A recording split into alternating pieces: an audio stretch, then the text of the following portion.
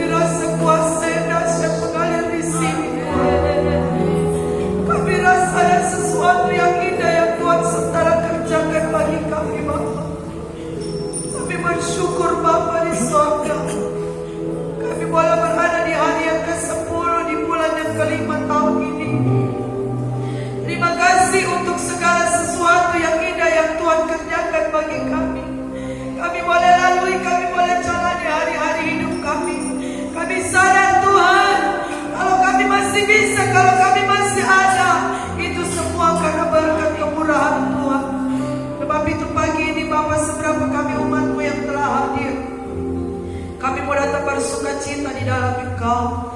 Kami mau bersyukur buat segala pemberian dan kasih Allah yang luar biasa bagi kami. Dengan kami membawa tubuh jiwa roh kami mau datang serahkan memberi yang terbaik untuk Tuhan. Lewat pujian, lewat penyembahan, lewat sorakan kami mau bersorak untuk Engkau Bapa. Sebab itu setiap intimidasi kuasa kegelapan yang ingin mengganggu jalannya ibadah kami pagi ini, kami mau bersatu hati. Segala siasat iblis kami mau tolak, kami mau hancurkan dia di dalam nama Yesus. Darah Yesus berkuasa, bentengi kami, kuasai kami, biar kami bebas untuk memuliakan nama Tuhan. Setiap hamba-hamba mengambil bagian dalam pelayanan, setiap umat-umatmu semua yang mengambil bagian dalam penyembahan, kami tinggal di dalam urapan kuasa Tuhan hari ini. Sebab itu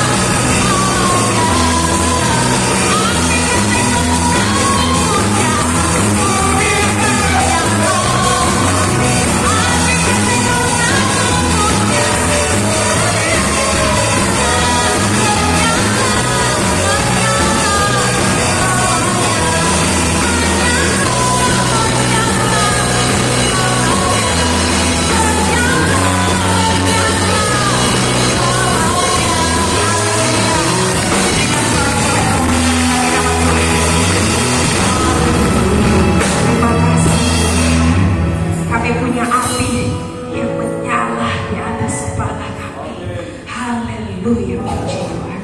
Terima kasih Tuhan. Kami siapkan hati pikiran kami untuk datang mendengarkan kebenaran firman-Mu. Sebab kami adalah hamba yang haus dan lapar, yang terus ingin diisi oleh kebenaran firman-Mu. Haleluya, haleluya, haleluya. Ku buka hati untuk Roh-Mu Tuhan. Ku buka hati menyembah-Mu Yesus. Jamah kami, penuhi kami dengan kuasa alami. Ku buka hati untuk Roh-Mu Tuhan. Ku buka hati menyembah-Mu Yesus. Jamah kami, penuhi kami dengan kuasa alami. Katakan Roh Kudus kau hadir di sini. Roh Kudus kau hadir di sini. Roh Kudus, ku mengasihi-Mu. Kau lembut, kau manis, kau menghibur-Ku, menolongku di urusanku. Ku buka hati, bekerja selanjutnya kami serahkan kepada Hamba Tuhan. Ku buka hati, menyembah-Mu Yesus.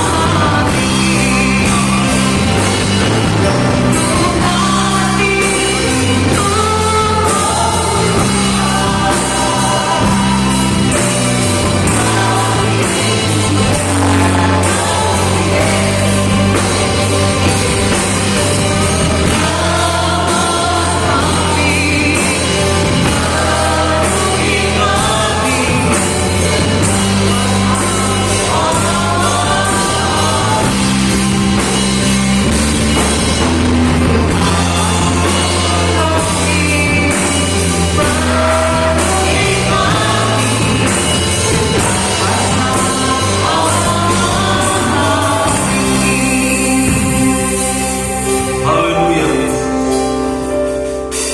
Kami membuka hati dan memberi hati kami kepada Tuhan. Pagi hari ini kami naikkan syukur dan doa kami kepada Tuhan. Karena kasih-Mu yang begitu baik dalam hidup kami. Kami ada pada pagi hari ini karena anugerah Tuhan. Lewat pujian dan penyembahan kami persembahkan kepada Tuhan. Untuk kemuliaan bagi nama Tuhan. Pada pagi hari ini ya Tuhan, kami membuka hati kami untuk menerima kebenaran firman-Mu. Berfirmanlah buat setiap kami yang hadir pada pagi hari ini ya Tuhan. Biar setiap benih firman Tuhan yang Kau taburkan di tanah hati kami itu dapat tertanam, bertumbuh dan berbuah untuk kemuliaan bagi nama Tuhan. Membawa kehidupan kami semakin hari semakin berkenan kepada Tuhan. Membawa kehidupan kami kepada pengajaran yang benar, sehingga Kau dapati hati kami setia di hadapan Tuhan. Kau dapati hati kami mengasihi Tuhan lebih dari segala yang ada, lebih dari apa yang kami miliki di dunia ini. kami mengasihi Tuhan dalam setiap kehidupan kami. Terima kasih Bapa di sorga, urapi hamba-Mu ya Tuhan, yang Tuhan percayakan untuk memberitakan firman Tuhan pada pagi hari. Biar hamba-Mu dapat berkata-kata sesuai seturut kehendak Tuhan. Kami siap dengar firman-Mu hanya di dalam nama Tuhan Yesus Kristus. Haleluya. Amin. Puji Tuhan, silakan duduk.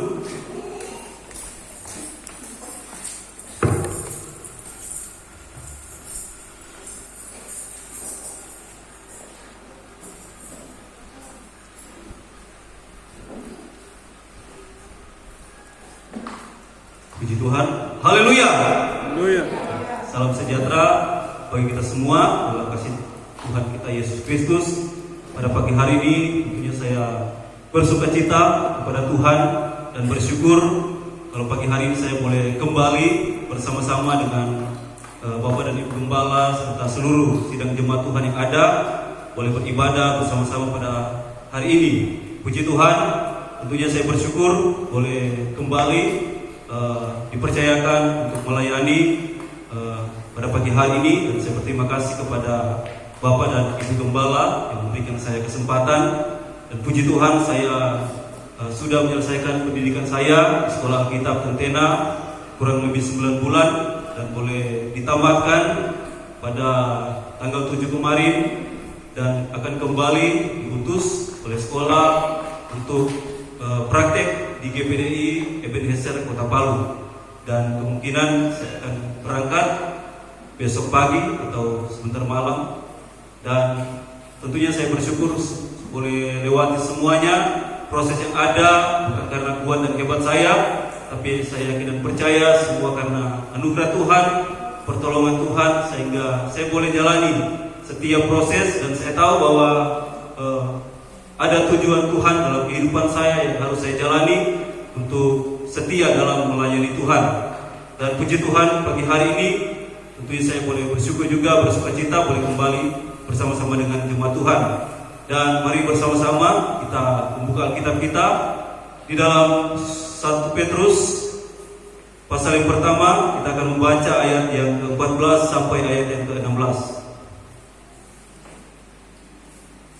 1 Petrus pasal pertama ayat yang ke-14, kita akan membaca sampai ayat yang ke-16. Jika jemaat sudah dapat, bersama-sama kita bangkit berdiri dan saya akan bacakan kebenaran firman Tuhan.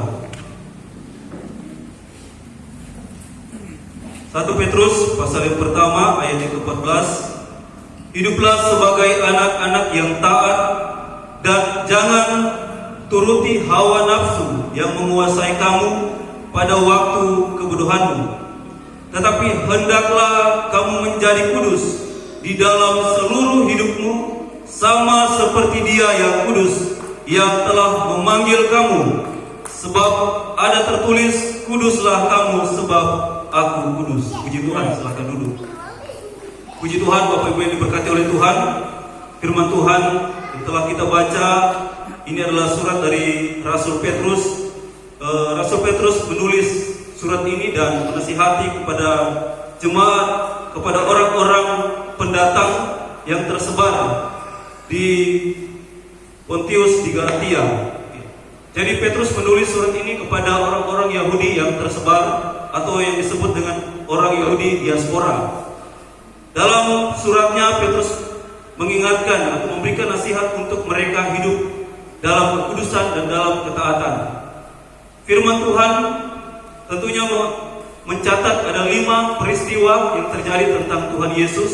Yang pertama peristiwa tentang kelahiran, kedua peristiwa tentang kematian, yang ketiga peristiwa tentang kebangkitan, yang keempat peristiwa tentang kenaikan, dan yang kelima adalah peristiwa tentang kedatangan Tuhan Yesus pada kali yang kedua. Kita tahu bersama bahwa ada 4 peristiwa yang telah digenapi, yaitu kelahiran, kematian, kebangkitan, dan kenaikan Tuhan Yesus Kristus. Dan ada 1 peristiwa yang pasti akan digenapi, dan itu pasti akan terjadi, yaitu kedatangan Tuhan Yesus pada kali yang kedua. Dan tentunya sebagai orang-orang percaya, sebagai jemaat Tuhan, untuk kita menantikan kedatangan Tuhan pada kali yang kedua, kita harus hidup dalam kekudusan. Firman Tuhan dikatakan bahwa sebab ada tertulis, kuduslah kamu sebab aku kudus. Rasul Petrus juga memberikan nasihat dalam suratnya, dalam 2 Petrus pasal yang ketiga ayat yang 10 dan 11, dikatakan bahwa hari Tuhan akan tiba seperti pencuri. Pada hari itu dikatakan langit akan lenyap dengan gemuruh yang dahsyat, dan unsur-unsur dunia akan hangus dalam nyala api, dan segala yang ada di atasnya dikatakan bahwa akan hilang lenyap. Jadi jika segala sesuatu akan hancur secara demikian, dikatakan bahwa betapa suci, betapa kudus dan salehnya kita harus hidup. Jadi firman Tuhan pada pagi hari ini saya memberikan tema yaitu menjadi kudus di era digital. Kekudusan ini adalah satu syarat penting bagi setiap kita orang percaya. Petrus sudah mengatakan bahwa ketika hari Tuhan akan datang seperti pencuri, akan hancur dalam nyala api, akan hilang lenyap, bahwa kita harus didapati hidup kudus, hidup suci dan saleh. Jadi kekudusan adalah satu hal yang mutlak bagi setiap kita orang percaya. Kekudusan adalah satu hal yang mutlak yang tidak bisa ditawar. Kekudusan adalah satu hal, menjadi satu harga mati bagi setiap kita orang percaya. Firman Tuhan juga dikatakan dalam Ibrani 12 ayat 14, berusahalah hidup damai dengan semua orang dan kejarlah kekudusan, karena tanpa kekudusan kita tidak dapat melihat Tuhan. Jadi kekudusan menjadi satu hal yang penting bagi setiap kita orang percaya. Dan tentunya kekudusan ini juga menjadi tantangan dalam kehidupan kita sebagai orang percaya di hari-hari ini. Ini menjadi satu tantangan, satu hal yang penting dalam setiap kehidupan kita.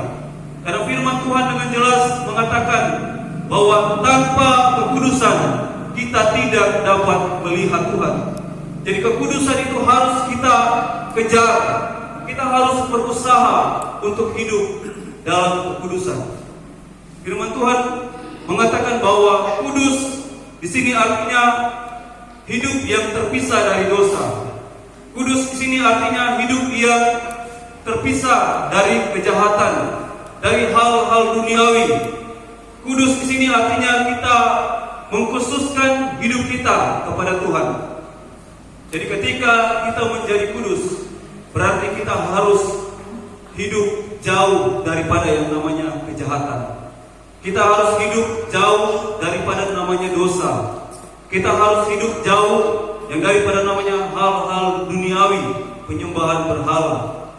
Tentunya semua hal-hal yang tidak berkenan kepada Tuhan itu kita harus tinggalkan, kita harus tanggalkan, kita harus matikan, dan kita harus jauhkan dari diri kita. Dan kita harus memberikan, mengkhususkan, menyerahkan, mempersembahkan hidup kita hanya kepada Tuhan sebagai persembahan yang hidup, persembahan yang kudus, dan persembahan yang berkenan kepada Tuhan. Untuk kita menjadi kudus, tentunya kita harus memberikan hidup kita kepada Tuhan. Hidup takut akan Tuhan, supaya kita menjauhi yang namanya kejahatan. Karena orang yang takut akan Tuhan pasti menjauhi yang namanya kejahatan. Orang yang takut akan Tuhan pasti memiliki sikap menghargai Tuhan, mengasihi Tuhan, menghormati Tuhan. Karena yang memiliki kehidupan kita ini adalah Tuhan. Jadi sebagai orang-orang percaya, mari kita berusaha untuk kita mengejar yang namanya kekudusan. Kita berusaha untuk menjadi kudus di hadapan Tuhan. Kita berusaha memberikan hidup kita hanya kepada Tuhan. Jangan berikan hidup kita kepada hal-hal duniawi. Jangan berikan hidup kita kepada hal-hal yang sia-sia, kepada kejahatan. Tapi berikan hidup kita hanya kepada Tuhan. Amin. Firman Tuhan katakan, kejarlah kekudusan. Karena tubuh kita adalah bait Allah, bait yang kudus. firman Tuhan di dalam 1 Korintus. Kita melihat 1 Korintus pasal yang ke-6, pasal yang ke-3, ayat yang ke-16. Di sana dikatakan, tidak tahukah kamu bahwa kamu adalah bait Allah dan bahwa Roh Allah diam di dalam kamu. Ayat ke-17. Jika ada orang yang membinasakan bait Allah, maka Allah akan membinasakan dia, sebab bait Allah adalah kudus dan bait Allah itu ialah kamu. Dengan jelas di sini firman Tuhan mengatakan bahwa kita, saya dan saudara, kita adalah bait Allah, tempat kediaman Allah. Karena kita tempat kediaman Allah, karena kita bait Allah, maka kita harus menjaga tubuh kita sebagai tempat kediaman Allah. Jangan sampai Roh Allah tidak tinggal dalam diri kita. Kita harus menjaga kekudusan tubuh kita, hidup kita di hadapan Tuhan, supaya Roh Allah itu hidup, tinggal dalam tubuh kita, tinggal dalam hidup kita, dan berkuasa berkarya dalam setiap kehidupan kita. Dan saya percaya jika Roh Allah ada dalam kehidupan kita, maka ada kuasa